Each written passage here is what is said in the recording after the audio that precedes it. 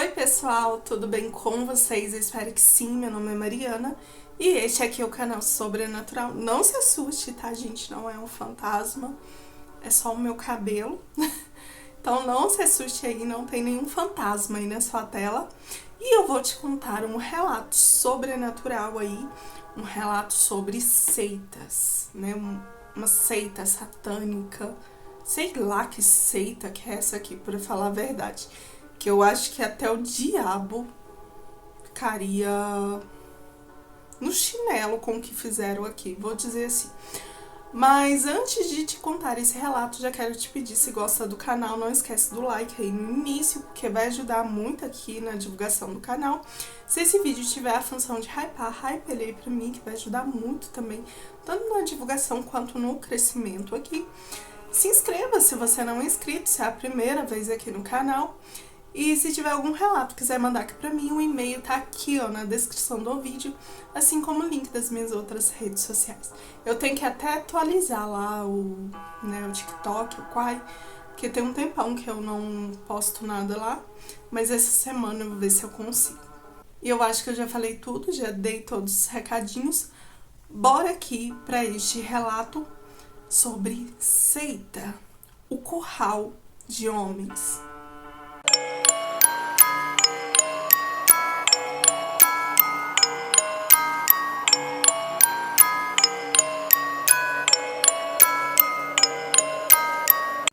E o nome deste relato tá aqui, primeiro tá aqui, ó, seita, o curral de homens, e embaixo só tá o curral de homens. Mas eu quero falar pra vocês algumas coisinhas que ele deixou aqui de escrito, né, um moço. E ele pôs o seguinte, ó, que todos os nomes estão trocados e que este relato ocorreu realmente com ele. E ele diz assim, deixa eu ler aqui o início aqui, gente, pra vocês entenderem. Olá Mariana, parabéns pelo canal e desejo que ele cresça cada vez mais. Muito obrigada, tá? O relato está escrito dessa forma, pois pedi para o ChatGPT reescrever para tentar transmitir cada milésimo de terror a qual eu senti naquela seita, e também para correção de ortografia para sua melhor leitura. Gente, por que eu tô lendo isso aqui para vocês? Eu poderia até ocultar essa parte aqui, mas eu preferi trazer ela aqui para vocês. Mas eu acredito sim nesse relato, ao contrário de outros, eu li ele do início ao fim. E já vou falar para vocês, se vocês não gostam de relatos assim, muito pesados, que tem umas coisas bizarras, esse relato aqui não é para você. Porque ele é muito assim, bizarro, muito pesado. E pelo que eu li aqui, o ChatGPT jamais criaria uma coisa dessa. Porque, por exemplo, eu faço as minhas fotinhos lá, né? As thumbnails aqui, né? As fotinhos dos vídeos, tudo lá. E outro dia eu tava tentando fazer uma de íncube e súcubo. E tem coisas que você escreve lá, talvez detalhes, que eles não aceitam. Por exemplo, de seitas também, ou as últimas que eu pus aqui de seitas, eu postei pra fazer, assim, uma imagem que remetesse ali ao que eu ia pôr ali no vídeo. Porque ele dava ali que tava passando ali das diretrizes, essas coisas assim. Então, eu acredito, pelo conteúdo aqui deste relato, eu acredito que ele não escreveria algo do tipo. Então, assim, só pra correção, né, tudo bem. Mas ele mesmo escrever, eu acho que não. Mas aí vocês tirem aí suas conclusões, deixem aí nos comentários.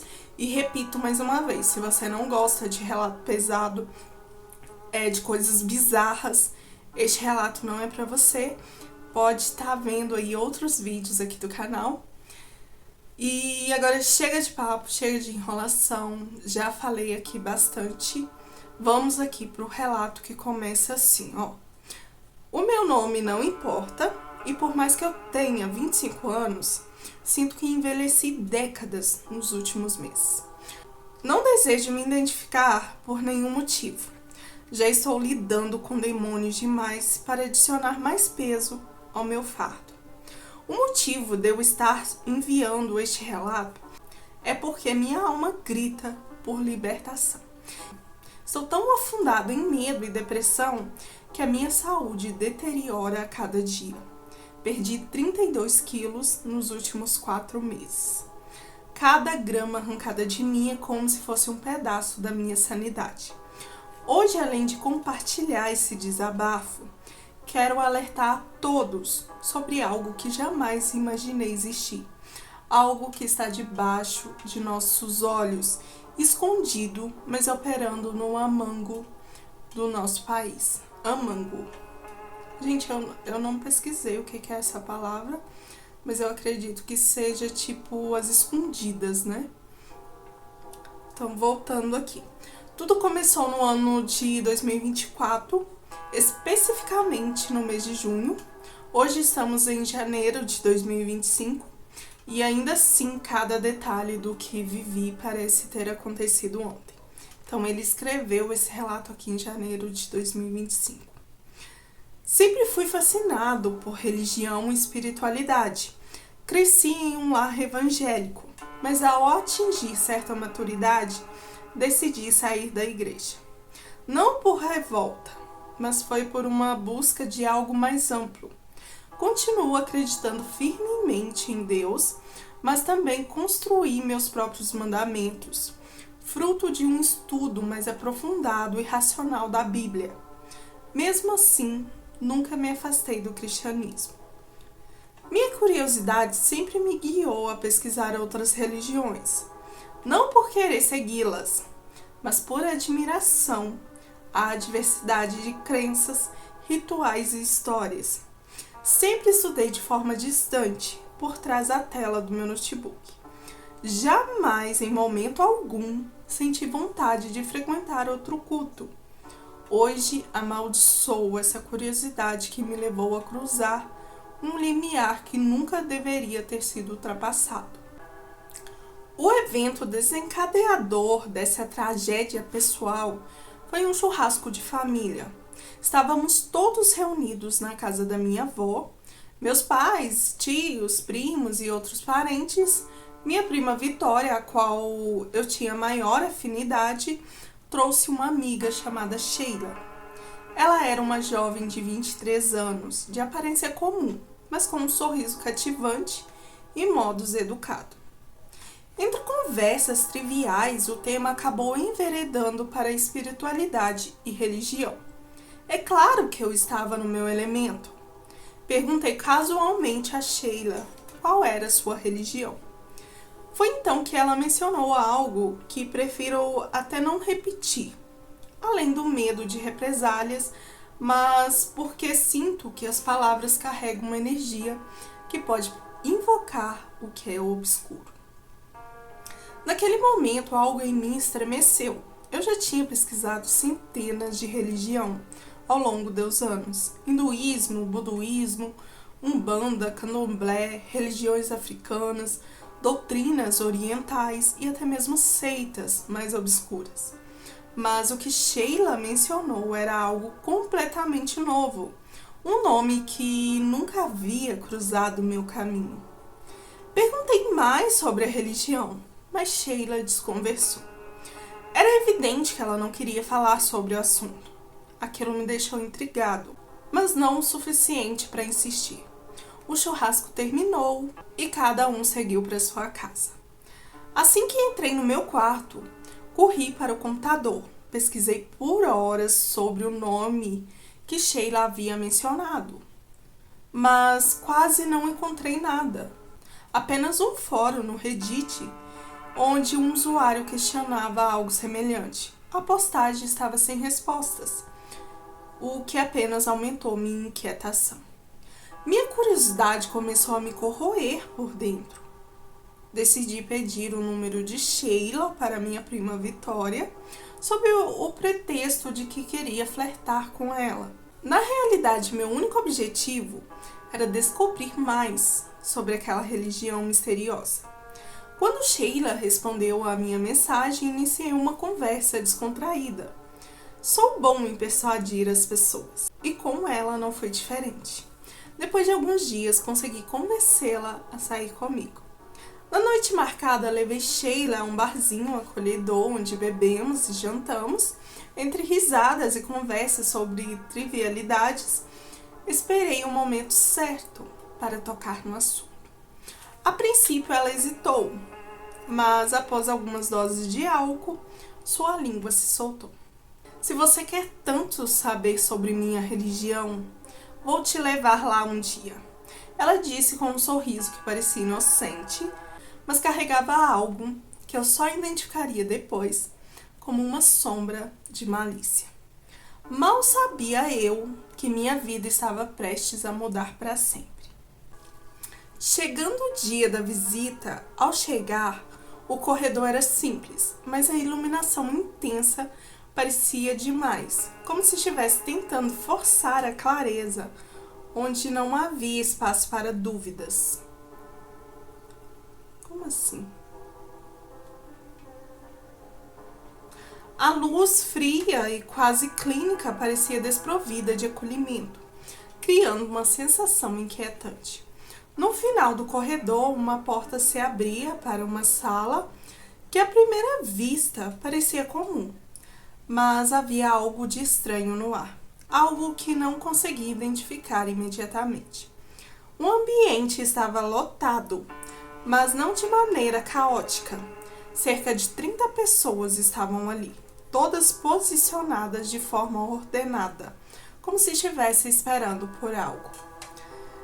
Havia uma calma forçada no ambiente, como se todos estivessem em um estado de tranquilidade forçada, tentando convencer a si mesmos de que estavam no lugar certo. Sentamos em uma roda e o ritual começou. Um por um, os participantes se levantavam e se dirigiam ao centro da sala, onde um altar simples e quase insignificante se erguia. As ações que se seguiam eram meticulosas, quase automáticas. Cada pessoa molhava cuidadosamente as unhas das mãos e dos pés, depois a parte de trás das orelhas e finalmente uma mecha de cabelo. Era uma sequência de gestos que parecia sem sentido à primeira vista, mas havia algo profundamente simbólico na sua execução. As pessoas estavam ali profundamente concentradas e eu me vi imerso em uma atmosfera que, embora aparentemente inocente, estava começando a fazer meu instinto gritar. As pessoas ao meu redor tinham cabelos longos, com exceção de mim, que cortava o meu bem curto. A sensação de estar desconectado de algo maior começou a me consumir. A estranheza da situação ficou mais palpável. Mesmo assim, segui as instruções, molhei as unhas e os pés, mas omiti o cabelo. Algo dentro de mim pedia para não fazer todo aquele ritual. Eu não entendi o porquê, mas não podia deixar de sentir que havia algo a mais naquela cerimônia. Algo que escapava do meu entendimento. Depois do ritual, nos reunimos novamente na roda, todos vestidos com aventais verdes, como os de açougueiro, o que tornava a cena ainda mais desconcertante. Cada um em um tom grave falava... Gente, isso aqui eu não sei se eu posso falar. Eu vou falar aqui. Aqui, eu sou grato a Monox. Acho que é Monox. Que aqui tá uma língua diferente, parece ser árabe, judeu, sei lá. Mas eu vou falar Monox, porque eu não sei, e se eu estiver falando errado, melhor ainda, porque vai o que significa isso aqui, né? Quando chegou a minha vez, um calafrio percorreu minha espinha. Não sabia exatamente porque estava dizendo aquelas palavras, mas parecia que não havia como voltar atrás. Falei sem saber, por pura inércia e burrice. Aquelas palavras soaram vazias e pesadas ao mesmo tempo, como se carregasse um peso que eu não compreendia. Logo após, alguém acionou um dispositivo estranho, como se fosse um aquecedor bem sofisticado e eficiente.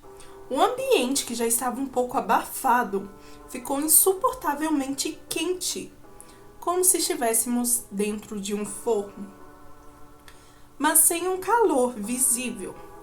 O ar parecia denso, quase sólido. Todos na sala começaram a repetir a palavra monox. A cada repetição mais sufocante que a anterior. A temperatura era desconcertante.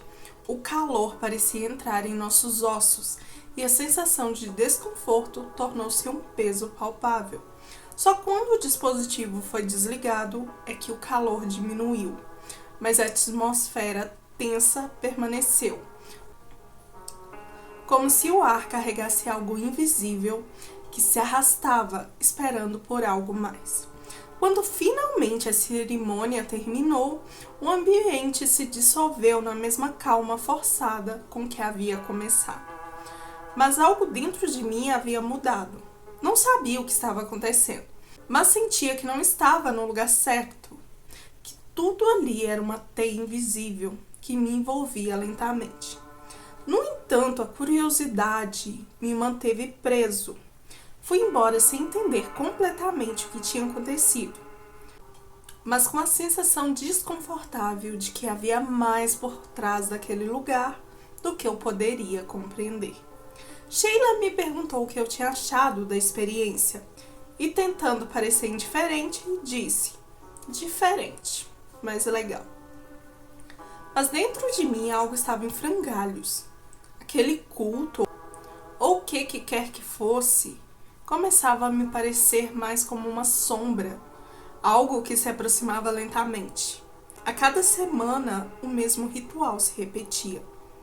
E eu começava a perceber que ali algo que eu não conseguia entender, mas que de alguma forma me atraía. E foi numa terça-feira de setembro, sim, foram 3 meses frequentando esse culto. Ao final de uma das sessões, o líder, com uma calma que beirava a frieza, nos revelou algo inesperado. No sábado seguinte, iríamos para o curral. Tá uma palavra aqui, gente, eu não sei se é a rapata que fala, mas aí tá entre aspas o curral. Ele disse que tudo estava preparado para... Eu não sei como pronuncia isso aqui não, gente. Mas tá entre parênteses sacrifício anual. Suas palavras estavam carregadas de um peso estranho, como se nós estivéssemos aproximando de algo inevitável, algo que no fundo eu já sabia, mas não queria admitir. Ele falou em uma língua que era ao mesmo tempo familiar e estranha, algo que meu cérebro não conseguia processar completamente. Hoje sei que a rapata, acho que é assim, gente, não sei como pronuncia, significa curral e a outra palavra aqui significa sacrifício. Mas naquela hora essas palavras me pareciam presságios. Algo que estava prestes a acontecer. Algo que eu não poderia mais evitar. Mas não sabia até onde isso me levaria. Eu, completamente perdido e sem saber do que se tratava aquilo, perguntei a Sheila o que realmente estava acontecendo. Ela, com a calma característica que eu começava a achar desconcertante, me explicou que uma vez por ano o grupo se reunia num sítio do culto para plantar a colheita do ano seguinte. A explicação, porém, não fez sentido algum para mim. Plantavam? O que queriam dizer com isso? A confusão só aumentava. Eu já estava em um estado de total incompreensão, mas de alguma forma essa explicação só fez o mistério crescer ainda mais. Em 3 meses ali, eu só tinha aprendido que esse Deus deles era uma divindade de prosperidade. E mais nada por isso da inércia no desconhecido. Mesmo com a total falta de entendimento, algo dentro de mim, talvez por estar já envolvido com o grupo e pela aproximação com Sheila, me fez tomar uma decisão impulsiva e olhando agora totalmente insensata. Eu iria. Não sabia o que me esperava, mas já estava profundamente imerso naquela dinâmica e a curiosidade tomou o controle. O dia da viagem chegou e logo notei algo estranho. 90% das pessoas ali tinham seus próprios carros. mas todos nós iríamos de ônibus fretado. Perguntei a Sheila e a um rapaz do grupo, e ambos me explicaram que todos deveriam viajar junto. Era um requisito do ritual. Segundo eles, todos deveriam ir e voltar juntos no dia da plantação. Algo não estava certo, mas já era tarde demais para questionar. Eu já estava ali, comprometido, então segui em frente. A viagem durou cerca de 4 horas. O lugar onde chegamos era grande, afastado e surpreendentemente bonito, mas havia algo na paisagem que parecia um cenário irreal. Já estava escurecendo por volta das 18 horas quando chegamos. Para minha surpresa, havia umas 150 pessoas lá. Nesse momento percebi que existiam outras células daquela religião. E isso só aumentou a minha sensação de que estava cada vez mais distante do que eu imaginava ser aquele grupo. Fizemos as devidas apresentações e trocamos cumprimentos formais, como se estivéssemos em um ritual de boas-vindas. O líder do meu grupo, um homem de aparência séria e reservada, me avisou que todos deveriam descansar, porque a plantação começaria à 1 da manhã. Quando eu estava indo para o meu quarto, ele me chamou de canto. Com uma expressão quase fria, ele me disse: "Neste período em que esteve conosco, você foi um convidado. Se quiser se tornar parte da família, terá que plantar conosco. O que você prefere?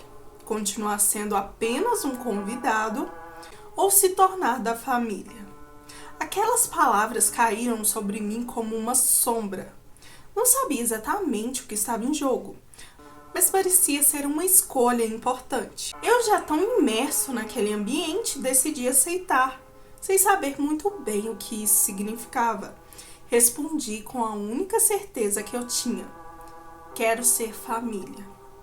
Ele me olhou, pareceu satisfeito com a minha resposta e explicou de uma forma sucinta: nossa família é formada por servos e nobres. Todos começam como servos e vão subindo na hierarquia conforme se elevam espiritualmente e conforme o nobre decide apadrinhá-los. Aquelas palavras ditas de forma tão fria e distante criaram uma sensação de distanciamento ainda maior entre o que eu imaginava ser a realidade daquele lugar e o que estava se revelando a mim. Então ele fez a pergunta final: você aceita ser servo? Eu, com uma curiosidade mórbida, que agora me parece um tanto insensata, apenas disse sim. Eu não tinha um real interesse naquele caminho espiritual. Eu só queria entender o que estava acontecendo ali, o que eles realmente faziam por trás das cortinas, já que as informações sobre o grupo eram tão vagas. A verdade era que, mais do que tudo, eu queria descobrir o que estava por trás de todo o mistério que envolvia aquele culto. Fomos dormir, e quando acordei, à 00:30, o cenário do sítio tinha se transformado de uma maneira estranha, mas ao mesmo tempo fascinante.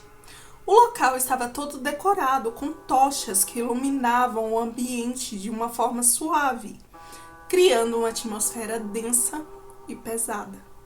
Cabeças de touro estavam dispostas ao longo das paredes e mantos verdes estavam pendurados, dando um ar de solenidade ali ao ambiente.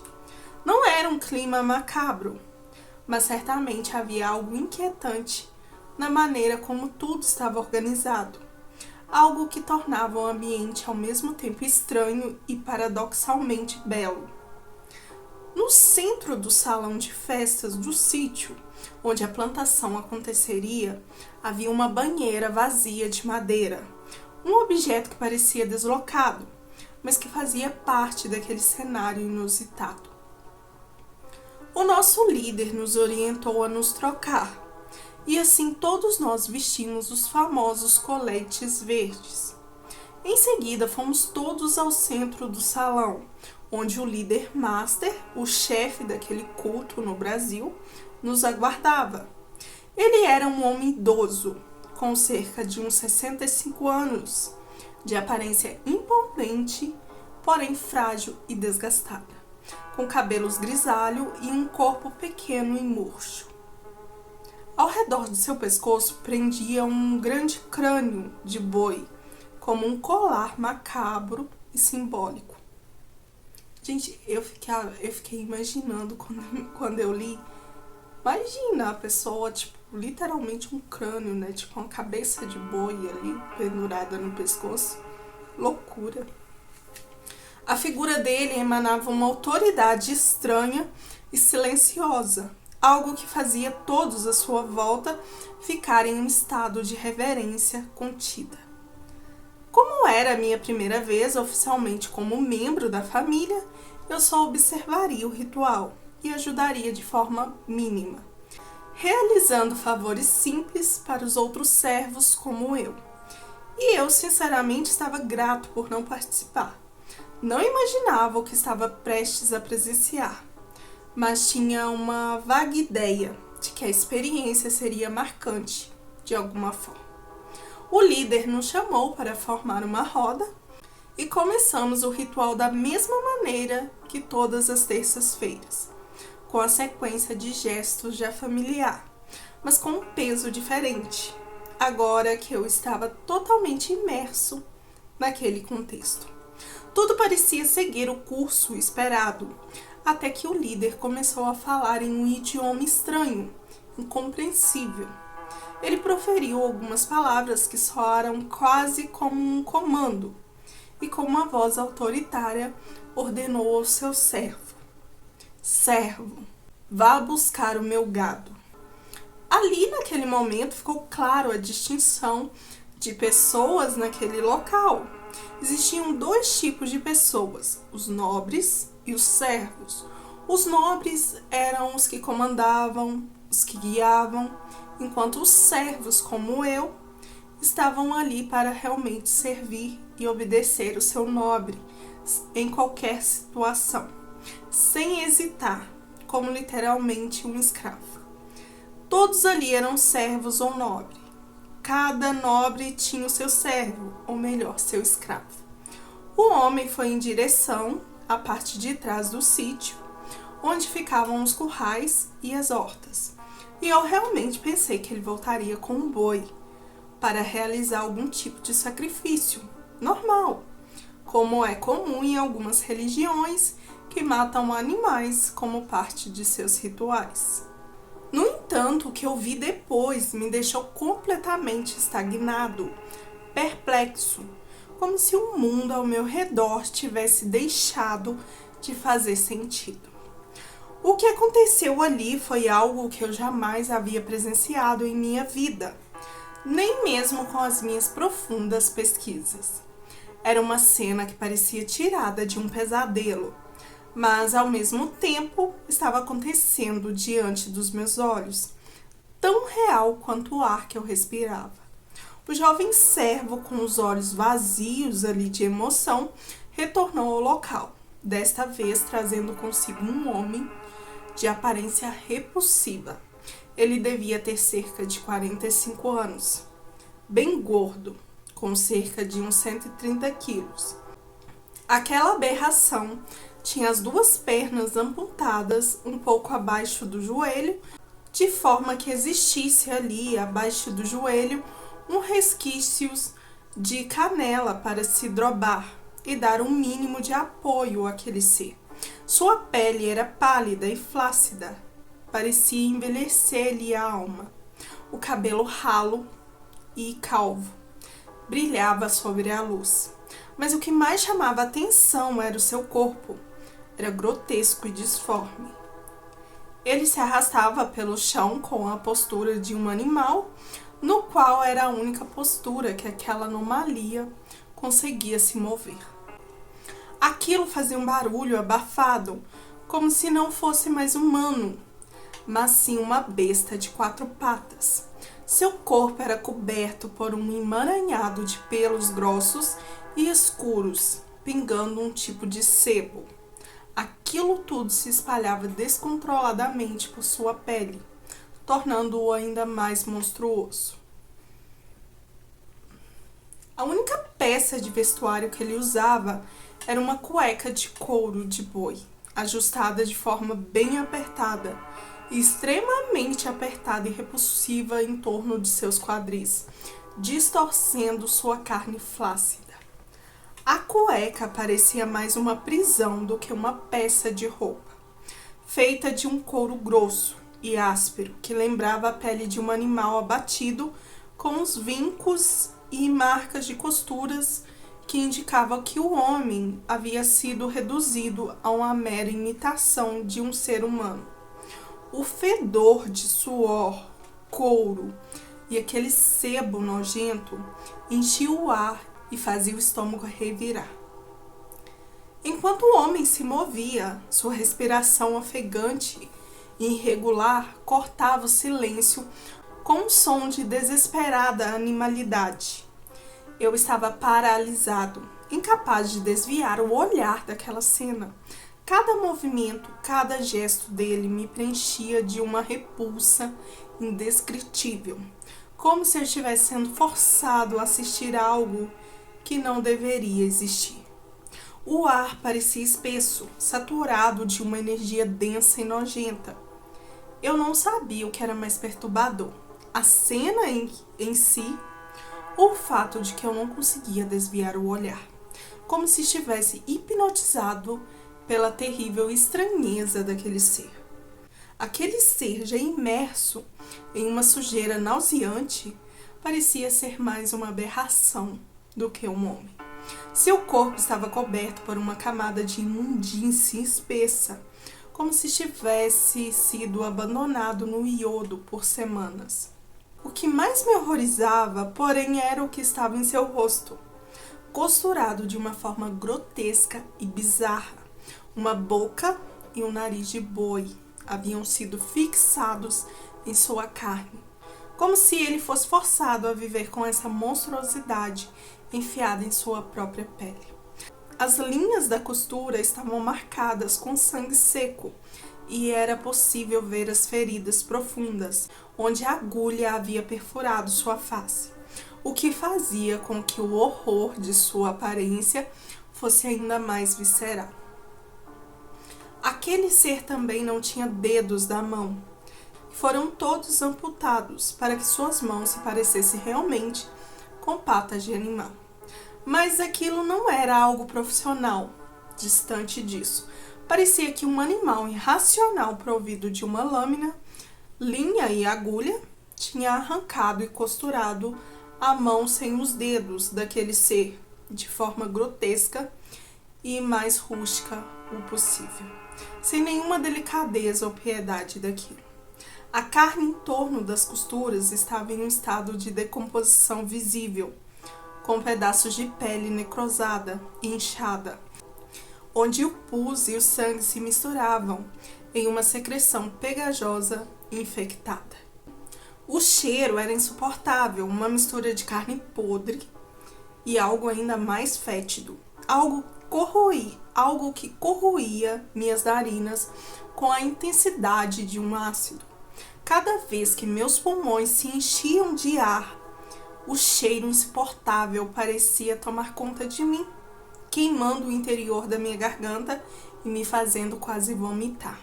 Era um fedor cadavérico, tão nauseante que fazia meu estômago se revirar em desespero. O rosto daquele ser parecia um cadáver em processo de putrefação, uma amálgama de carne em decomposição. Eu não sei o que significa essa palavra. Amálgama, não pesquisei. Então, uma amálgama de carne em decomposição. Eu já não sabia mais o que estava diante de mim. Um homem, um animal ou um monstro criado pela própria perversão. Eu estava paralisado, os olhos fixos naquele ser de aparência irremediavelmente destruída, incapaz de desviar o olhar. Cada respiração que eu tomava parecia me afundar ainda mais naquela visão insuportável. O jovem servo, com a expressão impassível, conduzia aquele ser com uma corda apertada ao redor do pescoço, como se fosse um simples quadrúpede, sendo levado ao abate. Eu estava paralisado, incapaz de desviar o meu olhar. Tudo o que eu conseguia fazer era assistir aquela cena indescritível se desenrolar diante de mim, sem coragem para reagir. Sheila, ao meu lado, parecia ter se perdido em um transe profundo. Seus olhos estavam fixos, quase inexpressíveis. E ela mal piscava, como se estivesse presa em um estado de hipnose, incapaz de compreender ou reagir ao que acontecia. O servo, com um movimento mecânico, empurrou aquela besta grotesca para dentro da banheira de madeira, uma estrutura rústica e desgastada, como se fosse feita para acomodar aquilo. O ser, sem um pingo de humanidade visível, não emitiu sequer um som. Não houve uma expressão de dor, de desconforto ou de qualquer outra emoção. Ele estava ali inerte, como um animal sem alma e sem vida. O mais perturbador era o silêncio absoluto que envolvia aquela cena. A coisa diante de mim era a visão mais estranha, mais incompreensível, mais horrível que os meus olhos já presenciaram. Após empurrar aquele ser para dentro da banheira, o senhor líder, o master, pegou uma navalha que estava repousada ao lado dele em um altar simples de aparência quase rústica, mas ainda assim ritualística, colocado acima da banheira. Com um movimento calmo, ele abriu a própria boca, esticou a língua de uma forma grotesca e então fez um corte profundo, um golpe deliberado, não para arrancá-la, mas para fazer o sangue jorrar em abundância. O som do metal cortando a carne foi abafado, mas a visão do sangue começando a escorrer de sua língua foi um espetáculo horrível, inegável. Sem hesitar, o mesmo homem pegou a mesma navalha e, com uma precisão assustadora, fez um corte pequeno, mas profundo, no centro da cabeça do ser, ainda imerso na banheira. O sangue começou a jorrar vermelho escuro e espesso, como se a carne do monstro estivesse respondendo àquele ato de crueldade, com uma violência sanguinolenta. O som do sangue caindo na madeira ecoava no ar, e eu estava completamente paralisado, incapaz de me mover. A cada gota parecia estar martelando dentro da minha mente. O pânico se instalou dentro de mim, mas minha mente não conseguia processar o que estava acontecendo. Não gritei, não corri, não pensei em chamar a polícia, nem em pegar o celular naquele momento. Estava imóvel, como se o medo tivesse me prendido de uma maneira irreversível. O choque foi tão grande que meu corpo não conseguia reagir. Nenhuma lágrima sequer escapava dos meus olhos. Eu estava ali, assistindo aquela cena horrível, em um silêncio absoluto, minha alma congelada no horror daquele momento. Após o corte na cabeça do monstro imerso na banheira, o senhor, com a boca cheia de sangue, se inclinou sobre o ferimento. Eu quase não conseguia acreditar no que eu vi, mas ele parecia de alguma forma sugar o sangue do ser, como se estivesse beijando o ferimento. Seus lábios tocavam a ferida aberta, e com um movimento fluido, ele começou a misturar o sangue dele com o sangue que brotava da cabeça do monstro. A visão era grotesca, indescritível. O som daquela cena era insuportável, grunhidos abafados e gemidos de dor que se confundiam com algo que se assemelhava ao prazer. O barulho era úmido, angustiante, como se a própria carne estivesse se retorcendo, como um animal em agonia, mas ao mesmo tempo satisfeito com aquilo. O peso daquela mistura de dor e prazer se estranhou na minha alma, de uma forma que até hoje me assombra. Aquele pesadelo durou apenas uns 5 segundos, mas parecia uma eternidade. Quando o líder finalmente se afastou, levantou a cabeça e a boca ainda pingando sangue, e com um olhar vazio declarou, com uma calma perturbadora: "Sou grato a Monox pela penúltima semente da noite plantada." Guardem essa parte da penúltima semente. Então é pra gente guardar essa frase aí, ó, gente, ó. Sou grato a Monox pela penúltima semente da noite plantada. No final vocês vão entender o porquê. A frase dita com tanta tranquilidade parecia uma condenação, uma promessa do que ainda estava por vir. Quando finalmente saí do transe, a realidade me atingiu com um peso insuportável. Eu estava ali, totalmente sem saber o que fazer. O ônibus ainda estava longe de sair dali, e o medo de ser morto por aquelas pessoas era insuportável. Cada sombra, cada movimento parecia uma ameaça iminente. E eu me sentia cada vez mais vulnerável, mais pequeno diante daquela loucura. O terror me consumia, e a única coisa que eu conseguia fazer era esperar que aquilo acabasse. Sheila, que parecia ter se distanciado de tudo, me perguntou se eu estava bem. Eu, quase sem forças, disse a ela que não, que queria ir embora dali, que nada daquilo fazia sentido e que eu não suportava mais. Ela, com uma frieza que me cortou como uma lâmina, simplesmente me respondeu que eu era fraco, que não merecia as bênçãos de Monox na minha vida, e ainda me ameaçou dizendo: "Os fracos nós transformamos em gado, se é que você me entende." Então, sem palavras, se afastou, me deixando ali sozinho, no meio daquela abominação. Sem sinal de internet, sem sinal de telefone, sem nenhuma conexão com o mundo lá fora. Eu estava perdido em um lugar onde tudo parecia derretido em uma realidade distorcida, cercado por esses loucos que não pareciam mais seres humanos. O que mais me aterrorizava era que o que eu havia presenciado continuava. A cada momento um novo nobre subia à frente, repetia as palavras do senhor líder e mandava seu servo buscar mais um para aquele sofrimento. Então eles mandavam buscar mais um ser, então era mais de um. Eles vinham todos com as pernas e dedos amputados da mesma forma, com a mesma sujeira, usando as cuecas de couro extremamente apertadas, a ponto de quase entrar na carne do local. Aquelas coisas tinham diferentes focinhos costurados em seus rostos, uns de porco, outros de ave, e havia até outros mais grotescos. E sem exceção, todos ali usavam a mesma navalha que o primeiro líder usou, sem lavar, sem nada, apenas compartilhando o sangue.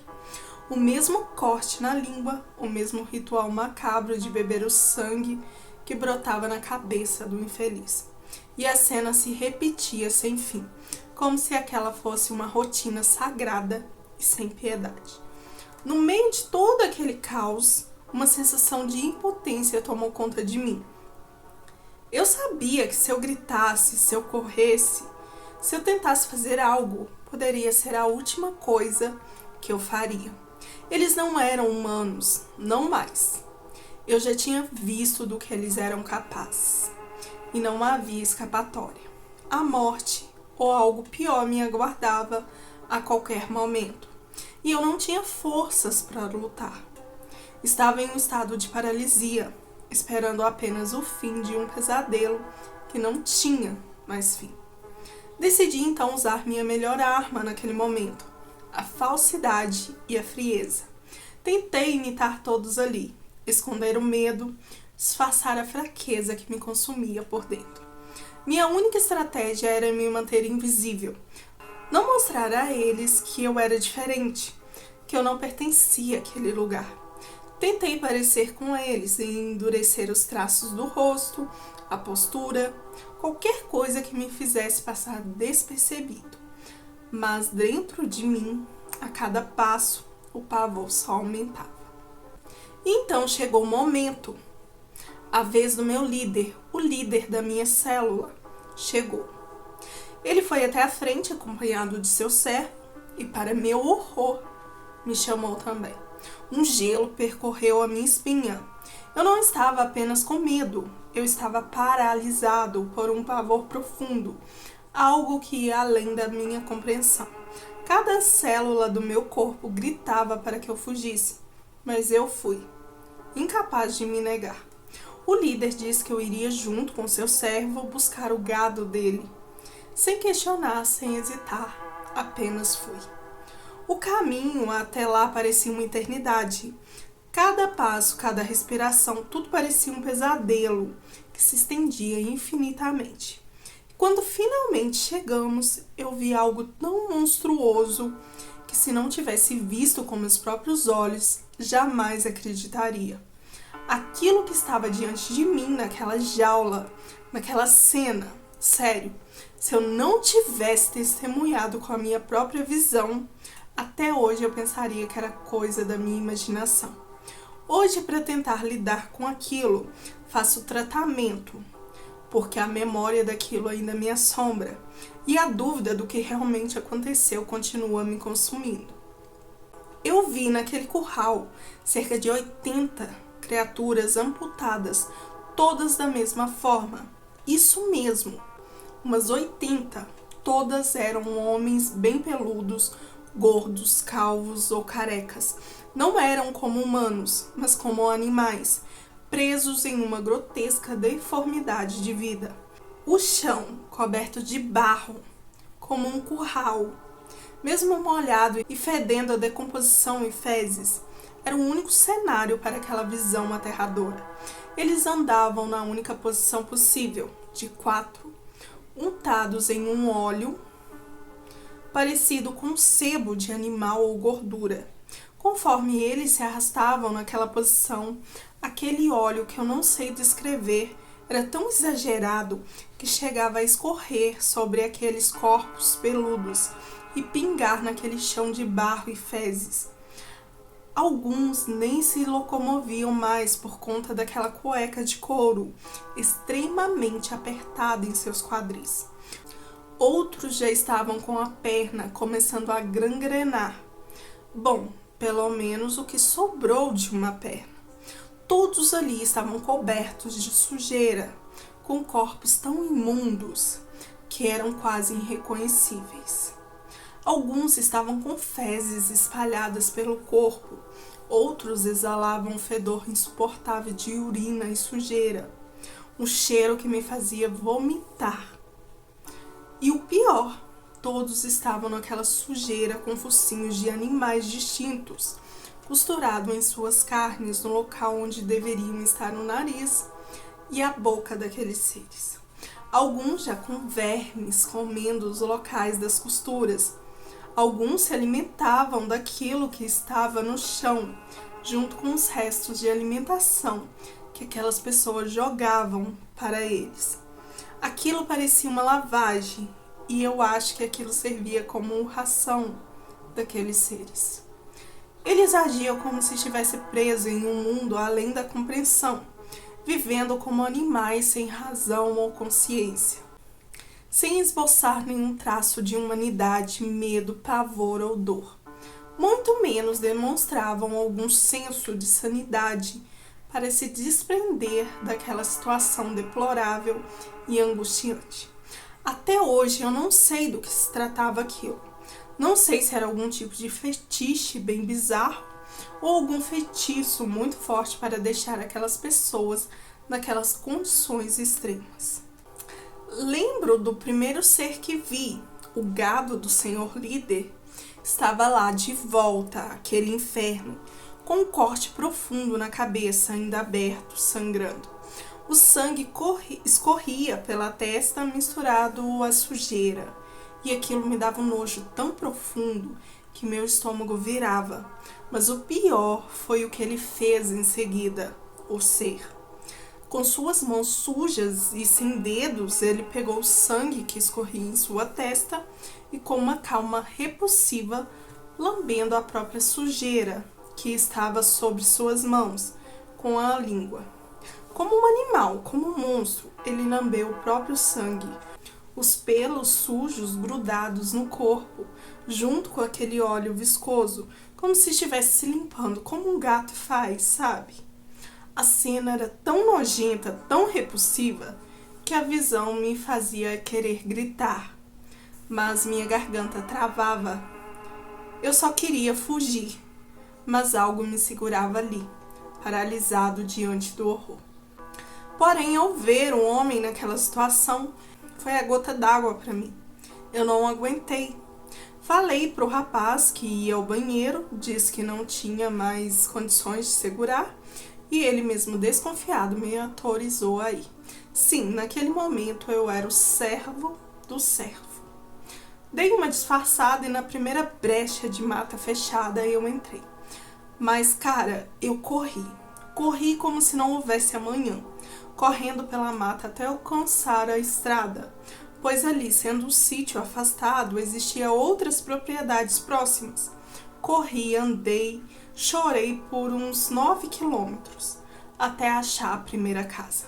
Lá pedi ajuda e expliquei tudo ao senhor Luiz, que me recebeu, graças a Deus, muito bem. Sou grato àquele senhor até hoje por me ajudar. Após eu contar tudo, ele não se impressionou nem um pouco. Disse que já tinha ouvido barulhos estranhos vindo daquele sítio, que até avisaram a polícia, mas nunca investigaram nada. Eu acho que alguma daquelas pessoas eram poderosas, tinham influências, por isso nada nunca acontecia. E também algo me fez pensar que eles escolheram aquele sítio de uma forma meticulosa para evitar possíveis problemas futuros. Pedi ao Senhor se ele poderia me levar a algum lugar com sinal para usar o meu celular. Ele prontamente, sem hesitar, me levou até o centro da cidadezinha mais próxima e felizmente não precisei usar o celular. Fui direto para a rodoviária e comprei a primeira passagem de ônibus, indo para o mais próximo de casa possível. O problema era que eram 7 da manhã. O ônibus que eu precisava pegar só saía às 8 da noite. O senhor Luiz, sempre muito solícito, me deixou ali e me deu seu número de telefone fixo e me disse que se precisar era só ligar. Me disse também que a cidade era segura e o centro e a rodoviária onde eu estava era bem policiado. Passei o dia todo lá, morrendo de medo deles virem atrás de mim. Fiquei me escondendo o mais longe possível, até às 20 horas. Finalmente peguei um ônibus que descia 4 cidades antes da minha. Após chegar na cidade, paguei quase R$300 em Uber. Fui direto para casa. Desde então não contei isso a ninguém, a não ser para Vitória, que por sinal cortou total contato com a Sheila.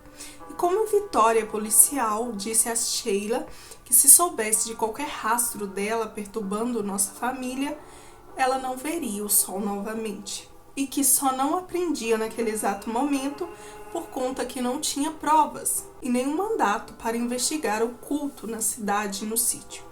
Além disso, Vitória me disse que após falar isso para Sheila, ela sorriu e disse a ela: "Fique tranquila, temos coisas maiores para se preocupar do que com o gadinho ingrato do seu primo. Somente lembre ele que ele tem família." Deu as costas e saiu. De fato, percebi que eles eram influentes. Mesmo com meu depoimento, o depoimento do senhor Luiz e com a ajuda de Vitória, nunca sequer tentaram investigar o caso. Conversando com a Vitória recentemente, ela me informou que ao contatar o delegado de lá, daquela cidadezinha pequena onde peguei o ônibus, delegado esse que por sinal é amigo pessoal de Vitória, ele a instruiu a abandonar o caso se quisesse preservar sua carreira, pois onde eles estavam mexendo era um vespeiro maior do que se imaginava. Assim, falei para Vitória desistir daquilo e viver a sua vida, pois o único culpado de tudo era eu e a minha curiosidade. Eu não queria que nada disso respingasse em quem eu amo. Além de Vitória, contei aos meus pais, que me ajudaram, me arrumaram um apartamento em outra cidade, uns 400 quilômetros de onde tudo aconteceu. e da minha cidade natal. Mas mesmo assim, eu nunca sequer cogitei passar novamente naquela rua onde eu frequentei aquele culto por 3 meses. Sei que aquele lugar ainda existe, como sei que aquele sítio também existe, realizando as mesmas práticas com aqueles seres. Bloqueei a Sheila, mudei de cidade, número e DDD. Graças a Deus, meus pais têm uma boa condição financeira e me ajudam até hoje com isso tudo. No dia 28 de dezembro, eu descobri que sou soro positivo, graças a Sheila e nosso flerte. Vi aquelas pessoas usando a mesma navalha, fiquei com medo, fiz o teste e deu positivo. Ou seja, ele ainda contraiu uma doença devido a isso tudo.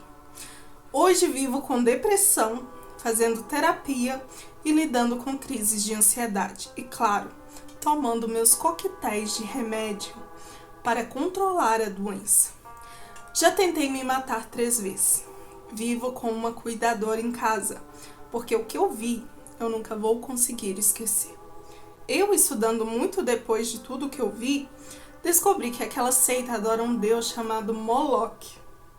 E o que mais me assustou foi saber que a língua que eles falam é a Abcásia, uma língua do sul da Geórgia, um país europeu. Moloch é um deus que aparece na Bíblia com a cabeça de animal e que recebia sacrifícios de crianças que eram cozidas nas palmas de suas estátuas. O pior de tudo é que depois de tanto pesquisar, descobri em fóruns europeus sobre essa religião, que eles acreditam que, se fizessem esses sacrifícios todos os anos para Moloch, o ano seguinte será próspero para eles. Eles oferecem 2 tipos de sacrifício, o gado e o bezerro dourado, que na prática é uma criança sacrificada nas mesmas condições dos tempos antigos. Por isso, quando o líder falou que aquela era a penúltima oferta da noite, tudo fez sentido. Lembra, gente, que ele falou a penúltima oferta da noite? Ou seja, o gado, né, aquele ser humano lá, era a penúltima oferta e agora a última seria a criança, né? A sensação de terror foi imensa. Hoje agradeço por não ter ficado lá até aquela parte. Muitos vão ler isso e não vão acreditar, claro, mas a nossa vida não é só o que vemos na TV ou o que aparece belo na internet. Abaixo dos nossos olhos existem coisas que nem imaginamos que acontecem, aqui mesmo no Brasil. Às vezes, na nossa cidade, no nosso bairro, o mundo está cheio de perversidade que a gente nem sonha. Eu só escrevi este relato para alertar vocês. Não deixe que a curiosidade de vocês o domine, porque nem sempre ela nos leva para um lugar bom. Eu sou a prova viva disso. Vivo com medo, com desespero deles me encontrarem ou que decidam fazer algo com a minha família por culpa minha. Não saio para nada do meu apartamento e sempre duvido de todos ao meu redor, com medo de ver a Sheila ou algum deles de novo, mesmo sabendo que nunca vieram atrás de mim. Como sei disso? Como eu disse, meus pais têm um bom poder financeiro. E depois de toda essa história, colocaram pessoas para vigiar a Sheila e algumas outras pessoas do culto aonde eu costumava ir. Mas mesmo com toda essa segurança, o medo e a imagem daquele homem gordo e peludo, cheio de óleo pelo corpo, se lambendo como um gato com barro e sangue, nunca vão sair da minha cabeça. Eu vi com meus próprios olhos a perversidade daquelas pessoas e sei que eles são capazes de tudo para alcançar seus objetivos. E se o objetivo deles for achar o desertor da família, no caso eu, até hoje tenho medo da minha família, entre aspas aqui, aceita, lembrar de mim como Sheila disse e vir buscar o servo perdido e me transformar em gado como punição. Desde aquele dia nunca mais tive contato com nenhum deles, mas ainda sinto aquela mesma energia daquela sala iluminada do começo da história. Só que agora, 24 horas por dia, preso em meu apartamento. Obrigado por ler meu relato. Deus abençoe a todos e até mais. Relato longo. Terminou aqui, eu acho que deu mais de 1 hora de leitura aí, gente. Não tô vendo aqui porque eu tive que parar aqui durante a gravação. Minha garganta tava incomodando muito. Tempo aqui já também não ajuda muito, tá muito seco. Mas muito obrigada ao moço que enviou o relato. E mais uma vez, gente, falando aqui pra vocês, eu acredito sim, né? Eu acho que o ChatGPT lá não ia inventar algo assim, tipo, algo tão pesado. Eu não sei como que funciona, porque eu nunca pedi pra ele escrever nada, além das imagens, né, que eu peço pra ele criar. Inclusive, vou tentar pedir pra ele criar uma imagem, né, pra colocar aqui, né, uma thumbnail. E não sei nem se ele vai conseguir criar, né, do jeito que eu tô imaginando, porque como eu falei pra vocês, tem coisas que a gente pede lá que ele considera que não tá dentro das diretrizes. Por isso que eu acho que ele não seria capaz de criar isso aqui desse jeito que tá aqui, que eu achei um pouco muito pesado, e eu não duvido de nada. E como ele falou aqui no Brasil, gente, tem diversas seitas. A gente só não conhece, porque assim, eles não usam o nome seitas, né? São seitas disfarçadas. Talvez tem seitas aí como casa de caridades, né? Então, assim, a gente só não conhece como o nome de seita, mas tem várias seitas, sim. E eu quero que vocês deixem aí nos comentários se vocês acreditam ou não. E como eu falei, mais uma vez, eu acredito e acho que o ChatGPT não iria criar algo assim, algo pesado assim, com tantos detalhes. Ele poderia criar algo relacionado, mas desse jeito aqui eu acho que não. Peço desculpa aí pela minha voz, como eu falei, tá bem ruim. E agora no final ficou pior ainda, né? Porque eu já gravei mais uma coletânea, né? Coletânea de bodes, né? Macabros, e tô gravando este relato aqui. Então eu já tô falando aqui há mais de 3 horas aqui sem parar. E é isso, gente. Espero que vocês tenham gostado. Se gostou, não esquece do like. Compartilha aí com seus amigos. Se inscreva também se você ainda não é inscrito. E se tiver algum relato, quiser mandar aqui pra mim, o e-mail tá aqui na descrição do vídeo. Não se esqueça de deixar a sua opinião aqui nos comentários. Vou pedir aqui que deixe com respeito, por favor. E é isso, gente. Eu vou ficando por aqui. Até o próximo vídeo.